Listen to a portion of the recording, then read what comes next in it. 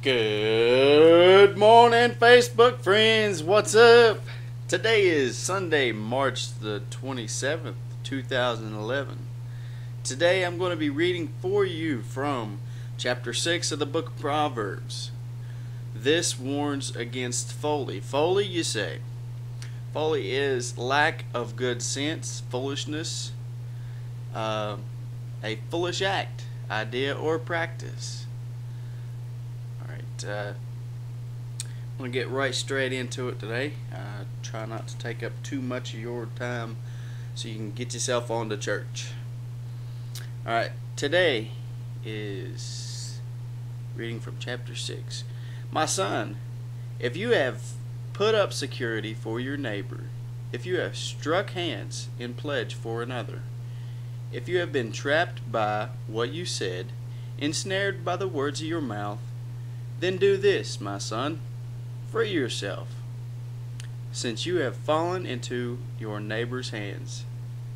Go and humble yourself, press your plea with your neighbor. Allow no sleep to your eyes, no slumber to your eyelids. Free yourself, like gazelles from the hand of the hunter, like a bird from the snare of the fowler. These verses are not against generosity, but against overextending one's financial resources and acting in an irresponsible way that could lead to poverty. It is important to maintain balance between generosity and good stewardship. God wants us to help our friends and the needy, but He does not promise to cover the cost of every unwise commitment we make. It is equally important to act responsibly so that our family does not suffer. Verse 6. Go to the ant, you sluggard, consider its ways, and be wise. It has no commander, no overseer, no ruler, yet it stores its provision in summer, and gathers its food at harvest. How long will you lie there, you sluggard? When will you get up from your sleep? A little sleep, a little slumber, a little folding of the hands to rest, and poverty will come on you like a bandit, and scarcity like the armed man. Those few moments of sleep are delicious. Those last few moments of sleep are delicious. We savor them as we resist beginning another workday. But Proverbs warns against giving into that temptation of laziness, of sleeping instead of working. This does not mean we should never rest. God gave the Jews the Sabbath, a weekly day of rest and restoration.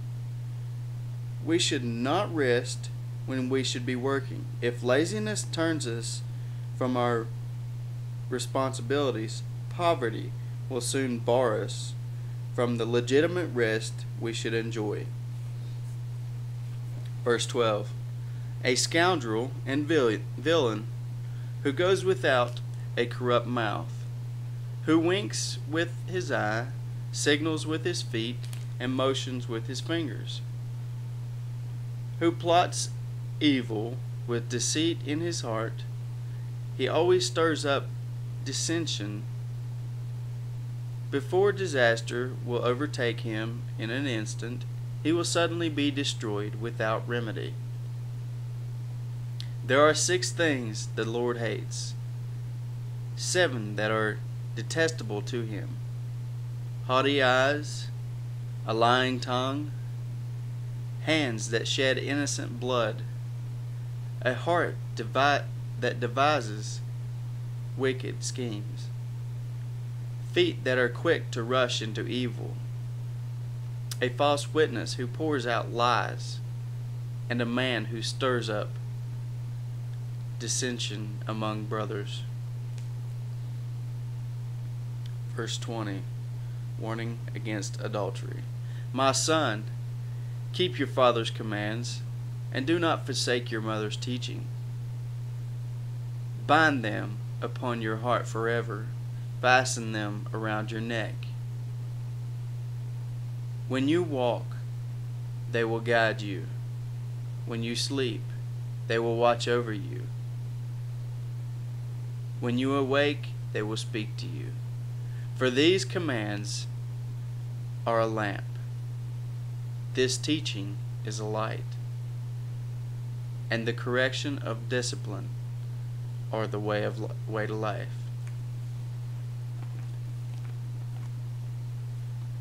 It is natural and good for children as they grow towards adulthood to strive to become independent of their parents. Young adults, however, should take care not to turn a deaf ear to their parents, to reject their advice just when they may need it most. If you are struggling with a decision or looking for insight, check with your parents and other older adults who know you well. Their extra years of experience may have given them wisdom you seek. Verse 24. Keeping you from the immoral woman, from the smooth tongue of the wayward wife, do not lust in your heart after her beauty, or let her captivate you with her eyes. For the prostitute reduces you to a loaf of bread, and the adulteress preys upon you your very life. Can a man scoop fire into his lap without his clothes being burned? Can a man walk on hot coals without his feet being scorched? So is he who sleeps with another man's wife. No one who touches her will go unpunished. Men do not despise a thief if he steals, to satisfy his hunger when he is starving. Yet if he is caught, he must pay sevenfold, though it costs him all the wealth of his house. But a man who commits adultery lacks judgment. Whoever does so destroys himself. Blows and disgrace are his lot, and his shame will never be wiped away. For jealousy arouses a husband's fury, and he will show no mercy when he takes revenge.